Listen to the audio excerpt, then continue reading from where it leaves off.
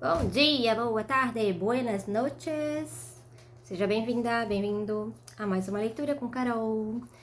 Neste vídeo vamos ler então o capítulo 7º do livro Mulheres que Correm com Lobos, da Clarissa Pinkola Estés, onde ela trata de mitos e histórias de arquétipos de mulheres selvagens. Né? Belezura. Então vamos embora, galera. Página 250. Se tu tiver o livro e quiser acompanhar, né? Porque aqui é meio que isso, né? Um clube de leitura. Só não é ao vivo. Então, vamos.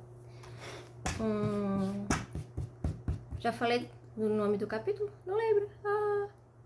O corpo jubiloso, a carne selvagem. Sempre me emociono com o jeito pelo qual os lobos batem nos corpos uns dos outros quando correm e brincam. Os mais velhos a seu modo, os mais jovens ao modo deles, os magros, os gordos, os de pernas longas, os de rabo cortado, os de orelhas caídas, que mais? Os de membros quebrados que ficaram tortos depois de sarar. Todos têm sua própria configuração corporal, sua própria força e sua própria beleza. Vivem e brincam de acordo com o que são, quem são e como são. Ok? Eles não tentam ser o que não são. Ok. Bem ao norte, vi uma vez uma velha loba com 3 pernas. Ela era a única que conseguia se enfiar numa fenda no qual cresciam vacínios. Outra vez, vi um lobo cinzento armar o bote e saltar com tal velocidade que deixou no ar, por um segundo, a imagem de um arco prateado. Lembro-me de uma visão delicada, a de uma jovem mãe, ainda redonda de corpo, procurando com cuidado o caminho entre o musgo do lago com a graça de uma bailarina.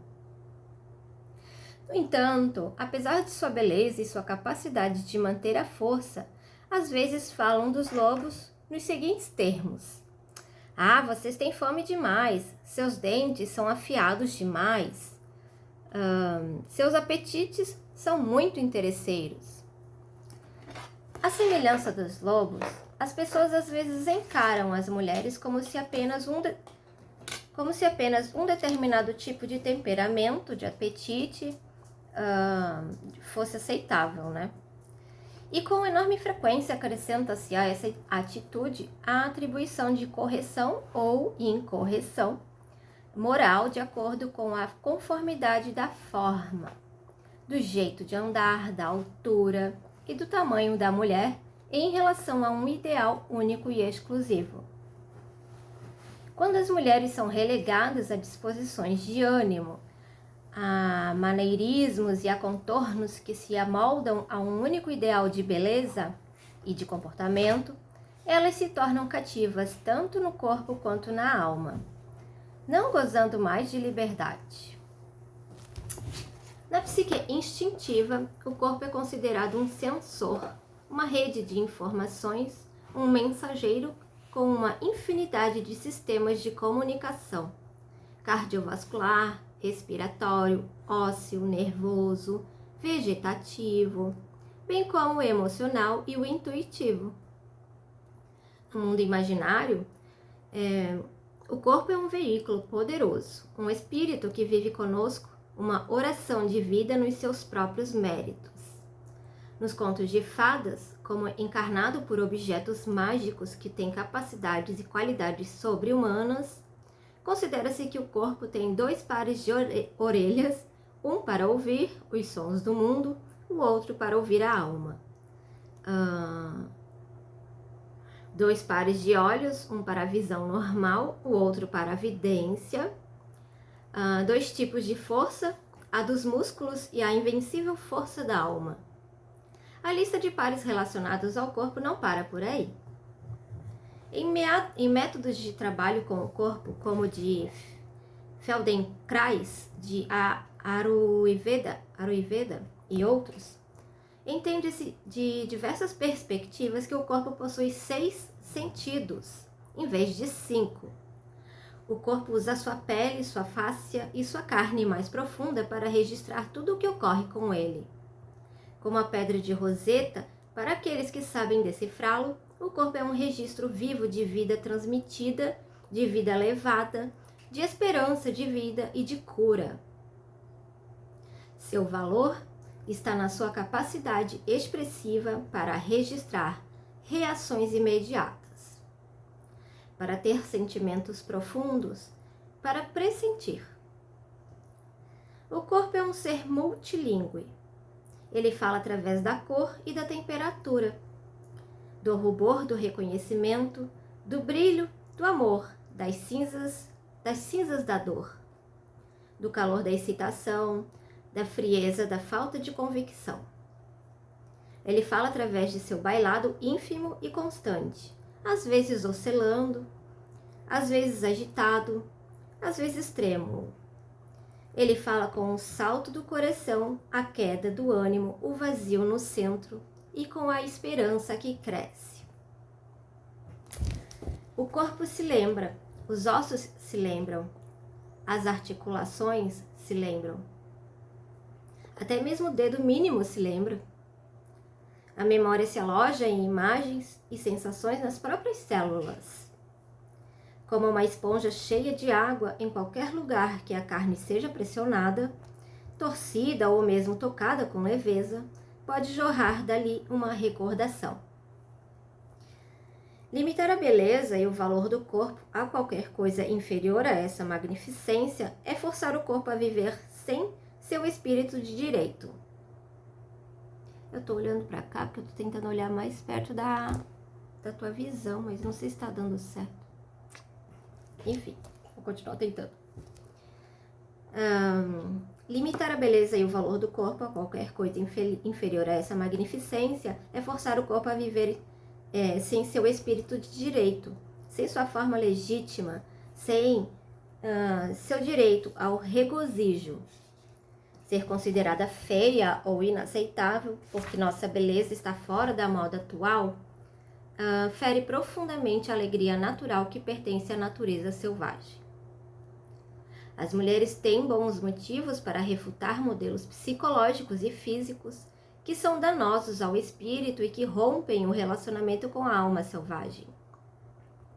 É claro que a natureza instintiva das mulheres valoriza o corpo e o espírito muito mais por sua capacidade de vitalidade, sensibilidade e resistência do que por qualquer avaliação da aparência.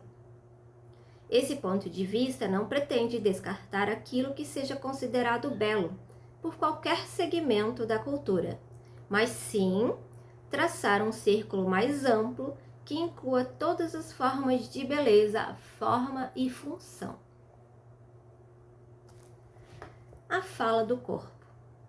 Minha amiga Opalanga, uma griote, contadora de histórias afro-americana, e eu costumamos contar em conjunto uma história chamada A Fala do Corpo, que trata da descoberta de bênçãos ancestrais dos nossos parentes. Opalanga é muito alta, como um teixo, e esbela como ele. Já a minha estrutura é mais próxima do chão, com o corpo exuberante. Além de ser alvo de deboche por ser alta, Opalanga, quando criança, ainda tinha de ouvir que seus dentes incisivos separados eram um sinal de ser ela mentirosa. Já a mim diziam que o tamanho e o formato do meu corpo eram indícios de um ser inferior, desprovido de autocontrole. Enquanto estamos contando juntas nossas histórias sobre o corpo, Opalanga e eu falamos dos golpes e flechadas que recebemos durante a vida inteira, porque, de acordo com os outros, com letra maiúscula, aos nossos corpos faltava algo ou sobrava algo. Na nossa apresentação, cantamos um lamento pelos corpos que não nos foi permitido usufruir. Dançamos nos balanços e olhamos uma para a outra. Nós duas consideramos que a outra tem uma aparência misteriosa tão bela que como pôde alguém pensar o contrário, né? Quando conheci Opalanga, nós dois tivemos a impressão de que nos conhecíamos, como costumava acontecer com as contadoras, não a vida inteira, mas há séculos. Entabulamos conversas sobre nossas histórias mais íntimas. Como fiquei perplexa ao ouvir que, já adulta, ela havia viajado até a Gâmbia, na África Ocidental, e encontrado alguns membros da sua linhagem que, pasmem, tinham na sua tribo muitas pessoas altas como teixos, esbeltas e com os incisivos separados. Pois é. Explicaram-lhe que essa separação se chamava Sakaya Yalá, que quer dizer abertura de Deus, e era interpretada como um sinal de sabedoria. Qual não foi a sua surpresa quando eu lhe disse que eu também, já adulta, havia viajado até o istmo de Tehuantepec, no México, e descoberto descendentes dos meus antepassados que, pasmem, era uma tribo de mulheres gigantes, fortes, brincalhonas e imponentes no tamanho. Elas me haviam dado tapinhas e pequenos puxões, observando abertamente que não estava suficientemente gorda. Eu comi o suficiente? Será que eu não havia estado doente? Elas explicaram que eu devia me esforçar, pois as mulheres são la tierra, redondas como a própria terra, pois a terra contém muito. Portanto, na apresentação minha e de Opalanga, não sei se olha para mim, se olha para cima. Enfim. Como nas nossas vidas, nossas histórias pessoais que começaram com experiências repressoras e deprimentes, terminam com um sentido forte e jubiloso do self. Opalanga entende que sua altura é sua beleza, seu sorriso é de sabedoria e que a voz de Deus está sempre perto dos seus lábios. Eu entendo que meu corpo não é separado da terra, que meus pés foram feitos para afirmar minha posição, que meu corpo tem a forma de um recipiente feito para conter muito. Nós duas aprendemos com gente vigorosa, fora da nossa própria cultura norte-americana, a reavaliar o corpo e refutar ideias e expressões que ultrajassem o corpo misterioso, que ignorassem o corpo feminino enquanto instrumento de conhecimento. Extrair grande prazer de um mundo repleto de muitas espécies de beleza é uma alegria na vida a qual todas as mulheres fazem jus. Defender apenas um tipo de beleza é, de certo modo, não observar a natureza. Não pode haver apenas um tipo de ave canora, apenas uma variedade de pinheiro, apenas uma qualidade de lobo. Não pode haver apenas um tipo de bebê, de homem, de mulher.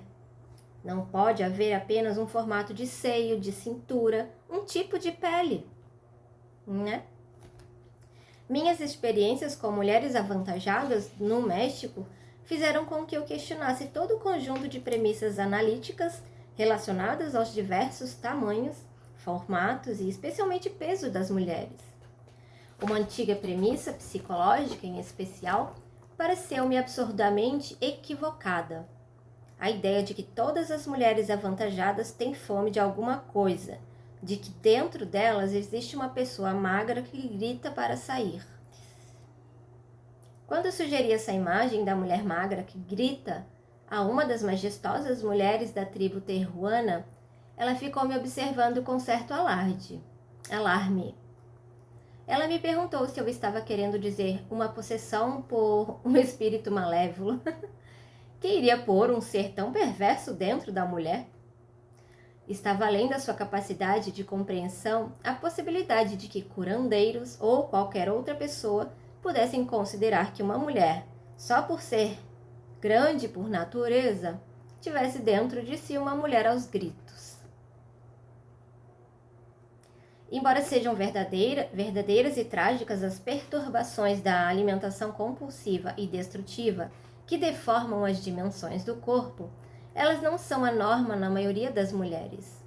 É mais provável que as mulheres que são grandes ou pequenas, largas ou estreitas, altas ou baixas, sejam assim simplesmente por terem herdado a configuração corporal dos seus parentes. Se não dos seus parentes imediatos, então dos parentes de uma geração ou duas no passado. Difamar ou julgar o físico herdado de uma mulher é criar gerações e mais gerações de mulheres ansiosas e neuróticas. As críticas destrutivas e desdenhosas a respeito da forma herdada de uma mulher privam-na de diversos tesouros psicológicos e espirituais preciosos e de vital importância. Privam-na do orgulho pelo tipo de corpo que lhe foi transmitido por linhagens de antepassados.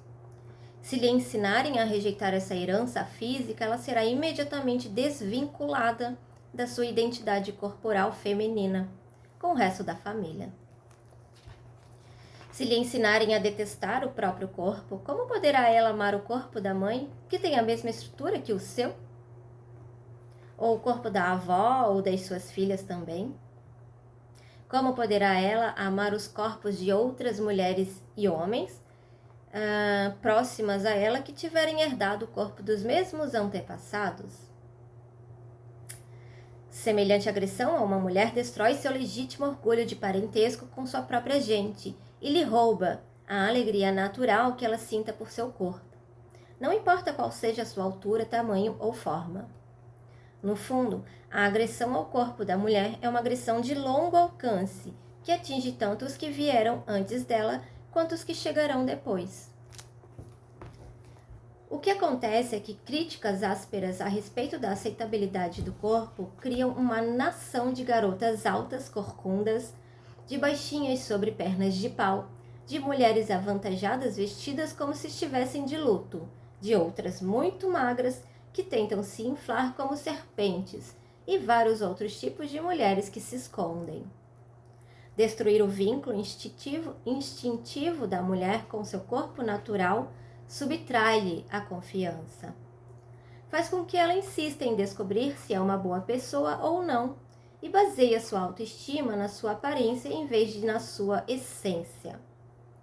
Ela é pressionada a gastar sua energia preocupando-se com a quantidade de alimento que consome, com os números na balança ou na fita métrica.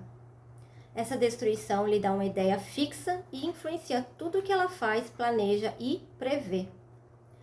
No mundo instintivo, é inconcebível que uma mulher viva absorta desse jeito com sua aparência. Uau! Faz todo sentido manter-se saudável e forte, cuidar do corpo da melhor forma possível. No entanto, devo admitir que muitas mulheres têm uma faminta dentro de si. Em vez de famintas por ter um certo tamanho, formato ou altura, em vez de famintas por se adequar ao estereótipo, as mulheres têm fome de consideração básica por parte da cultura que as cerca. Ai, sim. A mulher faminta ali dentro anseia por ser tratada com respeito, anseia por ser aceita e, no mínimo, anseia por ser vista sem preconceitos.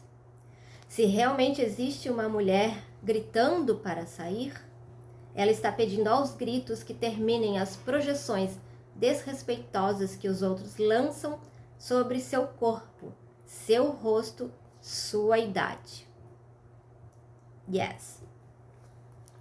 A patologização da variação nos corpos femininos é uma tendência profunda endossada por muitos teóricos da psicanálise, sem a menor sombra de dúvida por Freud. Martin Freud, por exemplo, em seu livro sobre o próprio pai, Sigmund, relata que a família inteira desprezava e debochava das pessoas corpulentas. Os motivos das opiniões de Freud estão fora do âmbito deste trabalho. É difícil, porém, entender como uma atitude desse tipo poderia contribuir para uma perspectiva equilibrada dos corpos das mulheres. Mesmo assim, basta afirmar que vários profissionais da psicanálise continuam a transmitir esse preconceito contra o corpo natural. Eu vou voltar aqui nesse parágrafo, tá? Mesmo assim, basta afirmar que vários profissionais de psicanálise continuam a transmitir esse preconceito contra o corpo natural, estimulando as mulheres a voltar a atenção para um monitoramento constante do mesmo, privando-as assim de relacionamentos mais profundos e mais refinados com a forma que herdaram. A angústia quanto ao próprio corpo subtrai à mulher uma fatia considerável da sua vida criativa e da sua atenção a outros aspectos. Esse estímulo a que a mulher comece a tentar esculpir seu próprio corpo é extraordinariamente semelhante ao processo de escavar a própria terra, queimá-la, descansar suas camadas, desnudá-la até os ossos. Onde existe uma ferida nas psiques e nos corpos das mulheres, existe uma ferida correspondente no mesmo local, na própria cultura e, finalmente, na própria natureza. Numa psicologia de caráter verdadeiramente holístico, todos os universos são interpretados como interdependentes, não como entidades autônomas. Não é de espantar que na nossa cultura coexistam a questão de esculpir o corpo natural da mulher, a questão correlata de entalhar a paisagem e ainda a de retalhar a cultura em partes que estejam na moda. Me perdi aqui, vou voltar. Esse estímulo a que a mulher comece a tentar esculpir seu próprio corpo é extraordinariamente semelhante ao processo de escavar a própria terra, queimá-la, descascar suas camadas, desnudá-la até os ossos. Onde existe uma ferida nas psiques e nos corpos das mulheres, existe uma ferida correspondente no mesmo local, na própria cultura e, finalmente, na própria natureza. Numa psicologia de caráter verdadeiramente holístico, todos os universos são interpretados como interdependentes, não como entidades autônomas. Sim. Não é de espantar que na nossa cultura coexistam a questão de esculpir o corpo natural da mulher, a questão correlata de entalhar a paisagem e ainda a de retalhar a cultura em partes que estejam na moda. Agora sim. Apesar de uma mulher não ter condição de parar a dissecação da cultura e das terras da noite para o dia, ela tem condição de interromper esse processo no seu próprio corpo. A natureza selvagem jamais defenderia a tortura no corpo da cultura ou da terra. A natureza selvagem jamais concordaria em açoitar as formas com o objetivo de provar valor, controle ou caráter, de tornar essas formas mais agradáveis ao olhar ou mais valiosas em termos financeiros. Uma mulher não pode tornar a cultura mais consciente apenas com a ordem de que se transforme. Ela pode, no entanto, mudar sua própria atitude para consigo mesma, fazendo com que projeções desvalorizadoras simplesmente ricocheteiem. Isso ela consegue ao resgatar seu corpo, ao não renunciar à alegria do seu corpo natural, ao não comprar a ilusão popular de que a felicidade só é concedida àqueles de uma certa configuração ou idade, ao não esperar nem se abster de nada e ao reassumir sua vida verdadeira a plenos pulmões, ela consegue interromper o processo. Essa dinâmica do amor próprio e da aceitação de si mesma são o que dá início à mudança de atitudes na cultura. O corpo nos contos de fadas. Existem muitos mitos e contos de fadas que descrevem a fragilidade e a natureza selvagem do corpo. Temos o grego Hefesto, um manco que trabalhava os metais preciosos, o mexicano Hartar, que tinha 2 corpos, a Vênus nascida do mar, o pequeno alfaiate, que era feio, mas que podia gerar vida nova, as mulheres da montanha, dos gigantes, que são cortejadas por sua força, Tumbelina, que consegue viajar de um lado para o outro com o auxílio da mágica, e muitos outros. Nos contos de fadas, determinados objetos mágicos têm capacidades sensoriais e de transporte, que são hábeis metáforas do corpo, como a nuvem, a folha e o tapete mágico.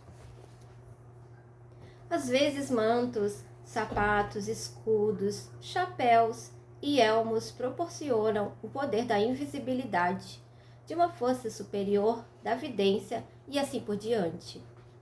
São como uma parentela arquetípica.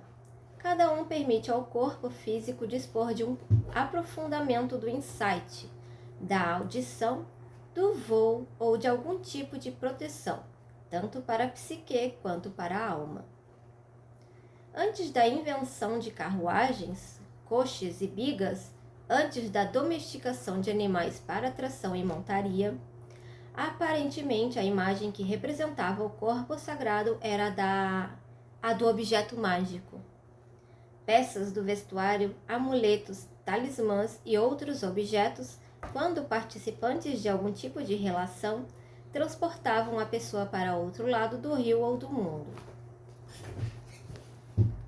O tapete mágico é um excelente símbolo do valor sensorial e psíquico do corpo natural e selvagem. Os contos de fadas em que aparece o motivo do tapete mágico imitam a atitude não muito consciente para com o corpo na nossa própria cultura. O tapete mágico é o princípio considerado completamente ordinário e sem grande valor. No entanto, para aqueles que se sentam na sua densa felpa e dizem suba, o tapete começa imediatamente a tremer, eleva-se do solo, para um pouco e de repente, zum! Sai voando, transportando o passageiro para um lugar, um centro, um ponto de vista, um conhecimento diferente. O corpo, através de seus estados de excitação, percepção e de experiências sensoriais, como por exemplo ao ouvir música ou a voz da pessoa amada, ou ao sentir um certo perfume, tem a capacidade de nos transportar para outros lugares. Legal, né? Nos contos de fadas, como nos mitos, o tapete representa um meio de locomoção, mas de um tipo determinado, do tipo que nos permite ver em profundidade o mundo, assim como a vida em qualquer sentido. Nas histórias do Oriente Médio, ele é um veículo para o voo espiritual dos xamãs. O corpo não é um objeto inerte do qual lutamos para nos livrar. Visto da perspectiva correta, ele é um foguete, uma série de trevos atômicos, um emaranhado de cordões umbilicais neurológicos que nos ligam a outros mundos e outras experiências. Além do tapete mágico, existem outros símbolos para o corpo. Uma história específica ilustra 3 deles. Essa história me foi passada por Fata Kelly. Ela se chama simplesmente A História do Tapete Mágico. Nela, um sultão manda 3 irmãos procurarem o melhor objeto da terra. Aquele dos 3 que trouxeram o que for considerado o tesouro dos tesouros receberá todo um reino. Um dos irmãos procura e traz de volta uma varinha de condão de marfim, com a qual se pode examinar o que se desejar. Outro irmão traz uma maçã, cujo perfume tem o poder de curar qualquer enfermidade. O terceiro irmão traz um tapete mágico, que é capaz de transportar uma pessoa para qualquer lugar, bastando que ela pense nesse lugar. O sultão pergunta o que é melhor: a capacidade para ver a distância, a capacidade para a cura e a recuperação, ou a capacidade para o voo espiritual. Cada irmão, por sua vez, glorificou o objeto por ele encontrado. O sultão, no entanto, acaba por abanar a mão e proclamar que nenhum deles é melhor do que o outro, pois sem um deles, os outros não têm nenhum valor. Com isso, o reino é dividido entre os 3 irmãos em partes iguais. Justo. Essa história encerra imagens fortes que nos permitem vislumbrar no que consiste uma verdadeira animação do corpo. Essa história, assim como outras semelhantes, descreve o fabuloso potencial da intuição, do insight, da cura sensorial e do êxtase oculto no corpo. Costumamos pensar no corpo como esse outro que cumpre suas funções mais ou menos independente de nós, e que, se o tratarmos bem, ele fará com que nos sintamos bem. Muitas pessoas tratam seu corpo como se ele fosse um escravo. Ou talvez elas até o tratem bem, mas exigem dele que satisfaça seus desejos e caprichos como se ele fosse um escravo do mesmo jeito. Há quem diga que a alma anima o corpo. No entanto, e se resolvêssemos a imaginar por um instante que é o corpo que anima a alma, que a ajuda a se adaptar à vida concreta, que analisa e traduz, que fornece o papel em branco, a tinta e a pena, com os quais a alma pode escrever nas nossas vidas. Suponhamos, como nos contos de fadas, em que as coisas mudam de forma que o corpo é um deus por si só, um mestre, um mentor, um guia autorizado. E daí?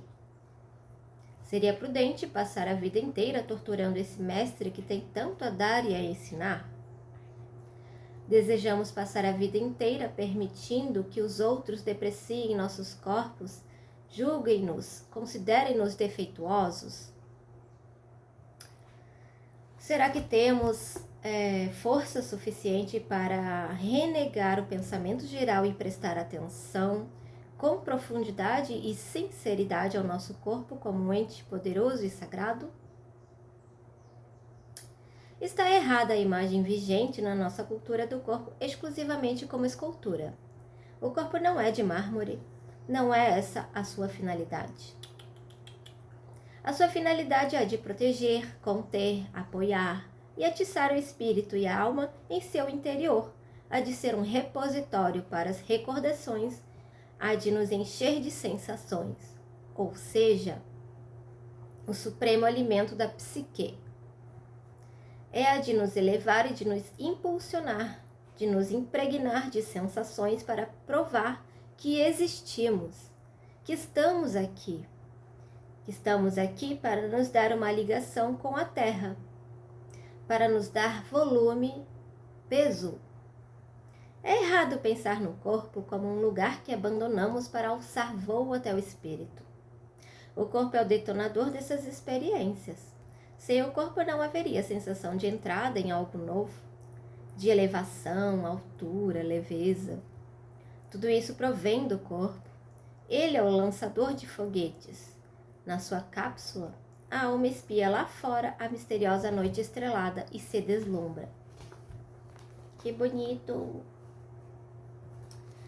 O poder das ancas. O que constitui um corpo saudável no mundo instintivo?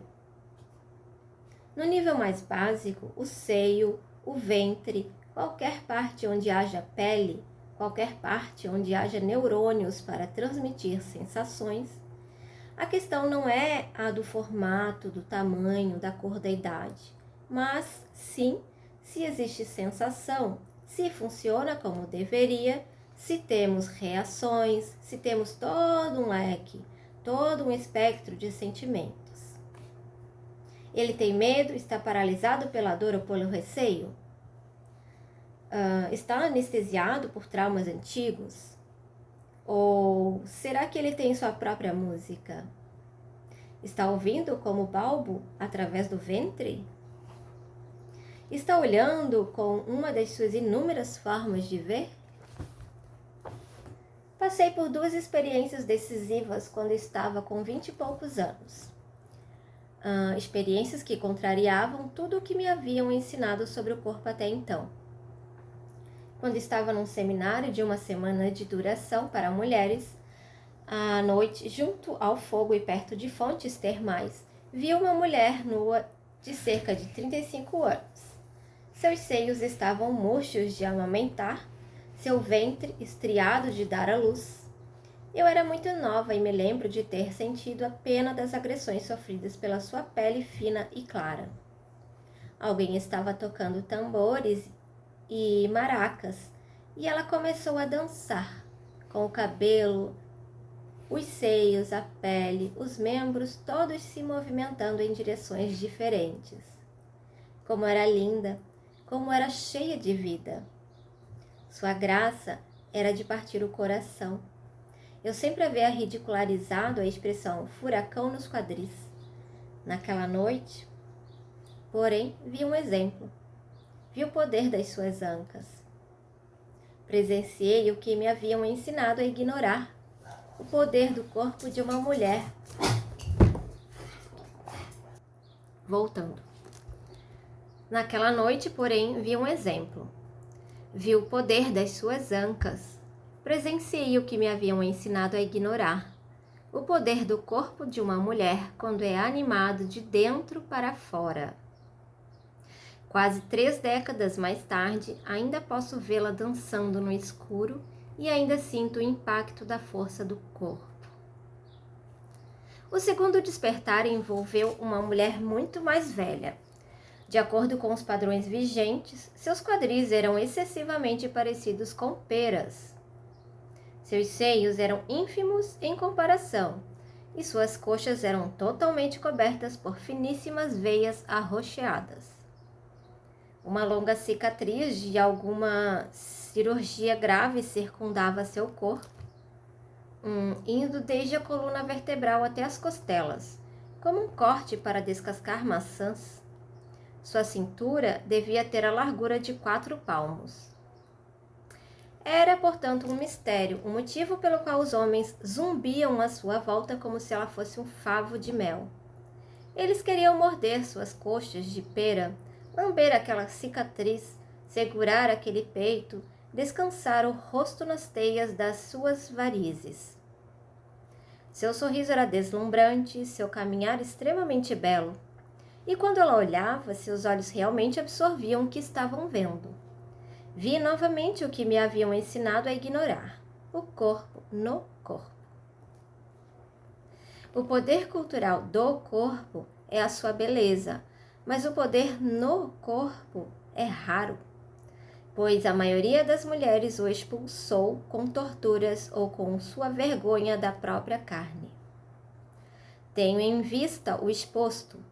A mulher selvagem pode pesquisar a luminosidade do seu próprio corpo e compreendê-lo, não como um peso morto que estamos condenadas a carregar por toda a vida, não como uma besta de carga, mimada ou não, que nos carrega por aí pela vida inteira, mas como uma série de portas, sonhos e poemas através dos quais podemos obter todo tipo de aprendizagem e conhecimento. Na psique selvagem, compreende-se o corpo como um ser por seus próprios méritos, que nos ama, que depende de nós, para quem, de vez em quando, somos a mãe, e que, de vez em quando, representa a mãe para nós. La mariposa, a mulher borboleta. Para falar sobre o poder do corpo de um outro ângulo, tenho de lhes contar uma história verdadeira e bem longa. Há anos, os turistas atravessam barulhentos e enorme... Os turistas atravessam barulhentos o enorme deserto norte-americano, cobrindo às pressas o circuito espiritual, tá em aspas. Monument Valley, Chaco Canyon, Mesa Verde, Kayenta, Kims Canyon, Painted Deserto pintou, sei lá, Painted, e Canyon de Shelley. Eles espiam pela pelve do Morgan Canyon, abanam a cabeça, encolhem os ombros e voltam correndo para casa. Só para no verão seguinte atravessar de novo o deserto, olhando, um pouco mais, espiando, observando um pouco mais. Subjacente a tudo isso está a mesma fome de experiência espiritual que os seres humanos sentiram desde o início dos tempos. Em alguns casos, porém, essa fome é exacerbada pelo exacerbada, pelo que mesmo? Pois muitas pessoas perderam o contato com seus antepassados. É muito comum que elas não saibam os nomes dos que vieram antes dos seus avós. É verdade. Perderam, em especial, as histórias das suas famílias. Em termos espirituais, essa situação provoca tristeza e fome. Por isso, muitos estão tentando recriar algo de importante para o bem da alma. Há anos, os turistas também veem a Puyé, uma grande mesa poeirenta no fim do mundo, no Novo México. Aqui os Anasazi, os antigos, costumavam se chamar de uma mesa para a outra. Disse que na pré-história foi o mar que entalhou os milhares de bocas e olhos, sorridentes, debochados e queixosos, nas paredes rochosas daquele lugar. Os descendentes dos navajos, dos Jicarilla, Apaches, dos Utes do Sul, dos Hopis, Zunis, Santa Clara, Santa Domingo, Laguna, Picures, Tezuque, de todas essas tribos do deserto reúnem-se aqui. Se eu falei alguma coisa, uma palavra errada, provavelmente eu falei, peço perdão aí, se tu souber qual é a certa, só falar aí embaixo, tá? Agradeço. É aqui que eles conseguem voltar através da dança a pinheiros nativos, aos cervos, às águias e catsinas, espíritos poderosos. Que legal! Para aqui também vêm visitantes, alguns dos quais estão privados dos seus mitos genealógicos, isolados da sua placenta espiritual. Eles também já se esqueceram dos seus deuses ancestrais. Por isso, vem observar os que não se esqueceram. A estrada que sobe até Puyé foi construída para os cascos de cavalos e para os mocassins. Com o tempo, no entanto, os automóveis foram ficando mais potentes e agora, tanto os habitantes do local quanto os turistas chegam em todo tipo de carro, picape, caminhonete e conversível. Os veículos sobem pela estrada guinchando e soltando fumaça num desfile lento e empoeirado. Todos estacionam trochimoche de qualquer jeito no terreno irregular. Antes do meio-dia, a borda da mesa dá a impressão de um engavetamento de 1000 carros. Há quem estacione bem junto a pés de malva rosa de 1,80 m de altura, pensando que basta afastar os galhos da planta para sair do carro. Só que esses pés de malva rosa são centenários e parecem feitos de ferro. Quem estaciona junto a eles fica preso dentro do carro. Antes mesmo do meio-dia, o sol é uma fornalha acesa. Todos caminham pesadamente com sapatos que queimam os pés, carregando um guarda-chuva caso chova, o que vai acontecer, uma cadeira de armar de alumínio caso eles se cansem, o que vai acontecer também, e, se forem turistas, talvez uma máquina fotográfica, se lhes for permitido, e latinhas de filme penduradas no pescoço, como se fossem fieiras de alho. Os turistas veem todo tipo de expectativa, desde as sagradas até as profanas. Vêm ver algo que nem todos conseguirão ver, um exemplo do mais selvagem dentre os selvagens, um espírito vivo, La Mariposa, a mulher borboleta. O último evento é a dança da borboleta. Todos aguardam com imenso prazer a tal dança de uma só pessoa. Ela é apresentada por uma mulher, e que mulher! Quando o sol começa a se pôr, parece um velho resplandecente no seu traje de cor turquesa, que deve pesar uns 20 quilos.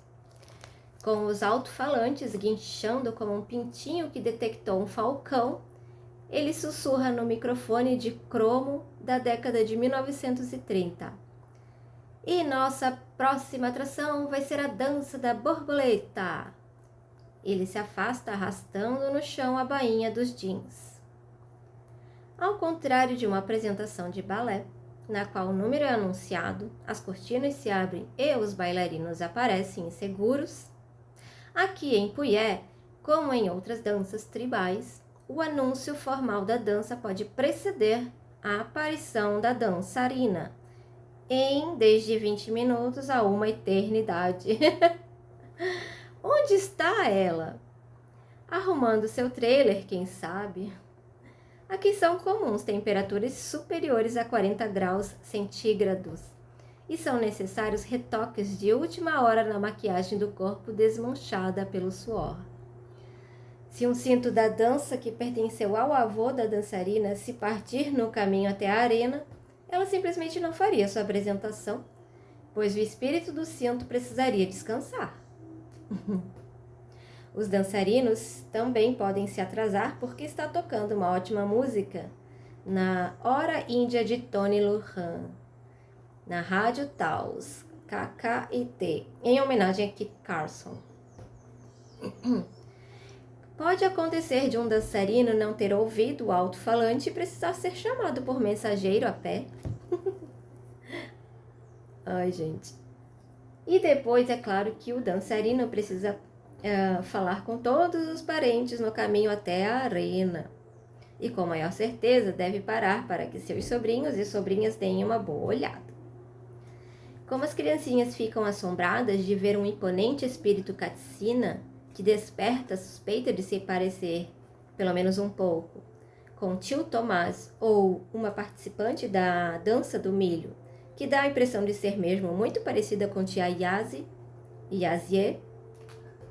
Afinal, existe lá na rodovia de Tetsuki, com as pernas balançando da goela escancarada de uma picape, enquanto o escapamento polui o ar por mais de 1 quilômetro a favor do vento. Tá. Enquanto esperam a dança da borboleta, num estado de agitação irrefreada, todos tagarelam acerca das virgens das borboletas e sobre a beleza das meninas Yunis, que dançaram num antigo traje vermelho e preto, de um ombro só, e com vibrantes círculos cor-de-rosa pintados nas faces.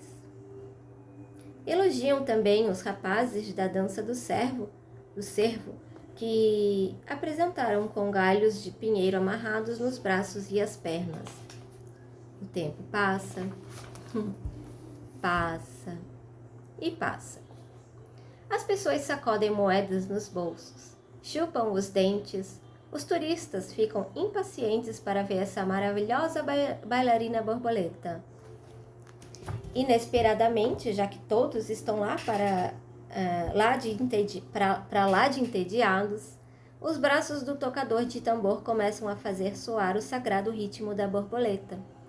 E os cantores do coro começam a gritar para os seus deuses com toda a alma. Para os turistas, uma borboleta é algo delicado. Ah, a frágil beleza, sonham eles. Por isso, ficam necessariamente abalados quando surge aos saltos Maria Lujan. E ela é grande, grande mesmo, como a Vênus de Willendorf, como a mãe dos dias, como a mulher heróica de Diego Rivera, que construiu a cidade do México com um simples voltear do seu pulso.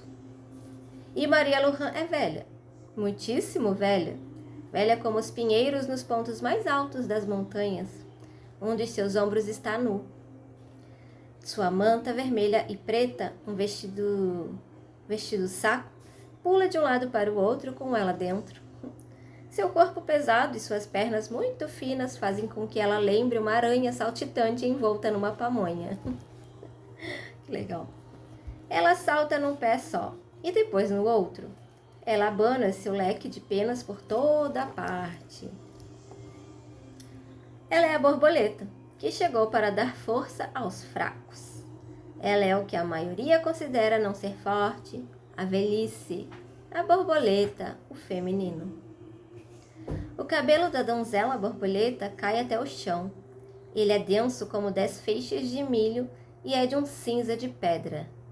E ela usa asas de borboleta do tipo que se vê nas crianças, que fazem o papel de anjos em peças na escola.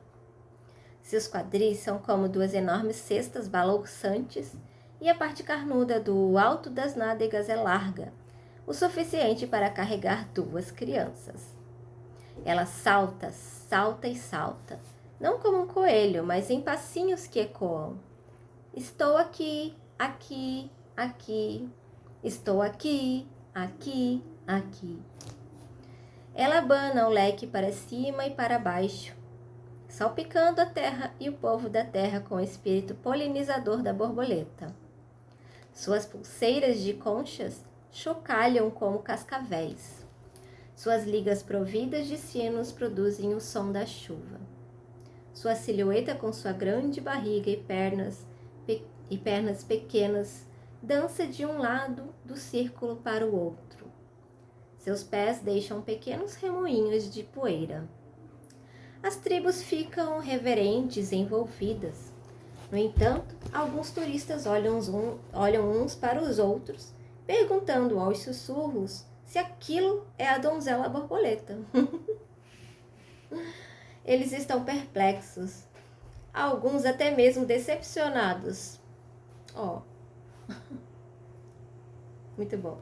Parecem não mais se lembrar de que o mundo dos espíritos é um lugar em que os lobos são mulheres, os ursos são maridos e as velhas de dimensões avantajadas são borboletas. É apropriado que a mulher selvagem, mulher borboleta, seja velha e corpulenta, pois ela traz o mundo dos trovões num seio e o mundo subterrâneo no outro. Suas costas são a curva do planeta Terra com todos os seus frutos, alimentos e animais. Na sua nuca, ela traz o sol nascente e poente. Sua coxa esquerda guarda todos os pinheiros, sua coxa direita todas as lobas do mundo. E em seu ventre estão todos os bebês que um dia ainda irão nascer. A donzela borboleta é a força feminina fertilizadora. Ao transportar o pólen de um lugar para o outro, ela fecunda por cruzamento, da mesma forma que a alma fertiliza a mente com sonhos, da mesma forma que os arquétipos fertilizam o mundo concreto. Ela é o centro. Ela aproxima os opostos ao tirar um pouco daqui e levá-lo para lá. A transformação não é nem um pouco mais complicada do que isso. É essa a sua lição. É assim que a borboleta faz. É assim que a alma atua. A mulher borboleta corrige a ideia equivocada de que a transformação é só para os torturados, para os santos ou apenas para os tremendamente fortes. O self não precisa mover montanhas para se transformar. Um pouco basta. Um pouco vai longe. Um pouco muda muita coisa. A força fertilizadora substitui a movimentação de montanhas. A donzela borboleta poliniza as almas da terra. É mais fácil do que vocês pensam, diz ela. Ela abana seu leque de penas e saltita porque está derramando pólen espiritual sobre todos os presentes. Índios norte-americanos, criancinhas, turistas, todo mundo. Ela está usando seu corpo inteiro como uma bênção. Esse seu corpo velho, frágil, grande, manchado, de pernas curtas e quase sem pescoço. Essa é a mulher vinculada à sua natureza selvagem, a intérprete da força instintiva fertilizante, a que conserta, a que recorda antigas ideias. Ela é la voz mitológica. Ela é a encarnação da mulher selvagem. A intérprete da dança da borboleta tem de ser velha por representar a alma que é velha. Ela é larga de coxas e ancas por carregar tantas coisas. Seu cabelo grisalho garante que ela não precisa mais obedecer a tabus ligados ao contato com outras pessoas. É permitido que ela toque a todos, meninos, bebês, homens, mulheres, meninas, os idosos, os enfermos, os mortos. A mulher borboleta pode tocar qualquer coisa. É seu o privilégio de tocar a todos. Afinal, esse é o seu poder. Seu corpo é o de La Mariposa, a borboleta. O corpo é como um planeta. ele é uma terra por si só. Acho que agora terminou a história, né? Só um pouquinho. Aguinha às vezes é bom, né, gente? Não só bom, né? É importante. Então vamos lá. O corpo é como um planeta. Como um planeta. Ele é uma terra por si só. Como qualquer paisagem, ele é vulnerável ao excesso de construções, a ser retalhado em lotes, a ser isolado, esgotado e alijado do seu poder. A mulher mais selvagem não será facilmente influenciada por tentativas de urbanização. Para ela, as questões não são de forma, mas de sensação. O seio em todos os seus formatos tem a função de sentir e de amamentar. Ele amamenta? Ele é sensível? Então é um seio bom. Já os quadris são largos por um motivo. Dentro deles há um berço de marfim acetinado para a nova vida. Os quadris da mulher são estabilizadores para o corpo acima e abaixo deles. Eles são portais. São uma almofada opulenta, suportes para as mãos no amor, lugar para as crianças se esconderem. As pernas foram feitas para nos levar, às vezes para nos empurrar. Elas são as roldanas que nos ajudam a subir. São o anel que abraça o amado. Elas não podem ser criticadas por serem muito isso ou muito aquilo. Elas simplesmente são. No corpo, não existe nada que devesse ser de algum jeito. A questão não está no tamanho, no formato ou na idade, nem mesmo no fato de ter tudo aos pares, pois algumas pessoas não têm. A questão selvagem está em saber se esse corpo sente, se ele tem um vínculo adequado com o prazer, com o coração, com a alma, com o mundo selvagem. Ele tem alegria, felicidade. Ele consegue ao seu modo se movimentar, dançar, gingar, balançar, investir? É só isso que importa. Quando eu era pequena, levaram-me numa excursão de estudos práticos ao Museu de História Natural de Chicago. Ali vi as esculturas de Malvin Hoffman, dezenas de esculturas escuras em bronze, em tamanho natural, num enorme salão. Ela havia esculpido os corpos, em sua maioria nus, das pessoas do mundo, e sua ótica era selvagem. Ela derramou seu amor na canela fina do caçador, nos longos seios da mãe com 2 filhos crescidos, nos cones de carne no peito da virgem, nos testículos pendentes até o meio das coxas de um velho, no nariz com narinas maiores do que os olhos, no nariz recurvo como o bico de um falcão, no nariz reto como uma aresta. Ela havia se apaixonado por orelhas que pareciam semáforos, orelhas baixas perto do queixo e pequenas como nozes pecãs. Ela havia amado cada cabelo enroscado como um cesto de cobras, cada cabelo ondulado como uma fita que se desenrola, ou liso como o capim molhado. Ela sentiu o amor selvagem pelo corpo. Ela compreendia o poder no corpo. Há um verso em Four Colored Girls Who Have Considered Suicide. When the rainbow is enough, then o nome da pessoa. Enitozaki Shange. Na peça, a mulher de roxo fala depois de lutar para lidar com todos os aspectos físicos e psíquicos de si mesma, que a cultura ignora ou deprecia. Ela resume com essas palavras sábias e pacíficas. Here is what I have. Poems. Big things. Little tits. And so much love. É esse o poder do corpo, o nosso poder, o poder da mulher selvagem. Nos mitos e contos de fadas, as divindades e outros espíritos poderosos testam o coração dos seres humanos, ao aparecer sob diversas formas, que disfarçam sua natureza divina. Aparecem usando mantos, farrapos, faixas de prata ou com os pés enlameados. Aparecem com a pele morena como madeira escura ou em escamas feitas de pétalas de rosa, como uma frágil criança, como uma velha de um amarelo esverdeado, como um homem que não sabe falar ou como um animal que sabe. Os grandes poderes estão querendo descobrir se os seres humanos já aprenderam a reconhecer a grandeza da alma em todas as suas variações. A mulher selvagem aparece em muitos tamanhos, formas, cores e condições. Mantenha-se alerta para poder reconhecer a alma selvagem em todos os seus inúmeros disfarces. Belezinha?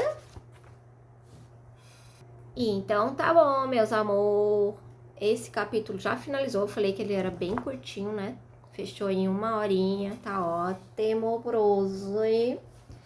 E a gente se vê no próximo.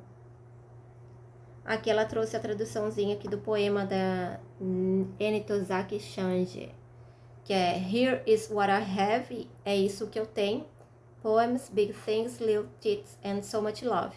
É isso que eu tenho. Poemas, coxas grossas, peito pequeno e tanto amor. Ela fala aqui, né, o verso em For Colored Girls Who Have Considered Suicide When the Rainbow is Enough. Para garotas coloridas que já consideraram um suicídio quando o arco-íris é suficiente.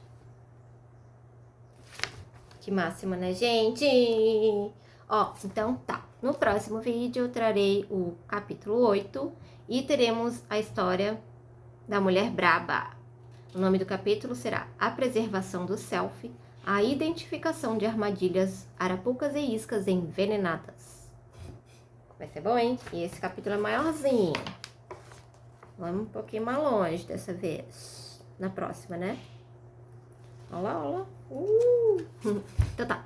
Beijo, beijo, beijo. E até o próximo vídeo. Obrigada por me acompanhar. E até a próxima. Beijo, beijo, beijo.